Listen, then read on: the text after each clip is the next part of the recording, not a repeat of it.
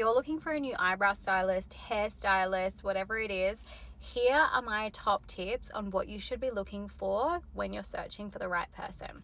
Number one, you definitely want to be looking at social media pages, and I would specifically be looking at hashtags of the particular service that you're looking for. So for example, if you want someone who does brow laminations, I would be looking at hashtag brow lamination Melbourne, brow lamination Adelaide, and then I would see what comes up, and I would look at all the different photos and all the different videos, and if there are certain videos and photos that you think look amazing, I would start looking further into that person. Second thing that I would do is I would look at what that person specializes in.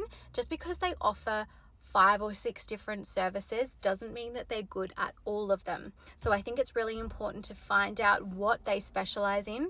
For example, if they offer henna tinting, but most of their photos and videos seem to be photos of tints and dyes, you can probably assume that their strengths are with tints and dyes and not with henna, and I would probably keep looking. Or I would consider changing to a dye and going with that with them, because they're probably going to get a really good result with that. Third thing I would do is definitely look at reviews, but I would be really careful with taking all the reviews into consideration, because I do think that there's people out there that can be really unreasonable. I do think that when you see there's a trend of a particular review coming through, then definitely listen to that. But if there's just like one off the cuff terrible review, I'd probably take that with a grain of salt. One thing I do think you've got to be careful of is when you're looking at before and after photos, make sure that you're looking at photos of things that reflect what you kind of already have. Like if you have really thin, sparse brows, you should be looking at the before and after photos of people who have really thin, sparse brows. Don't be looking at the photos of people who have really full,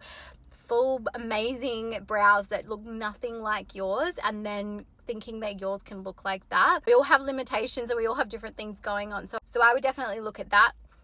And they're my top tips, and let me know if you have any as well.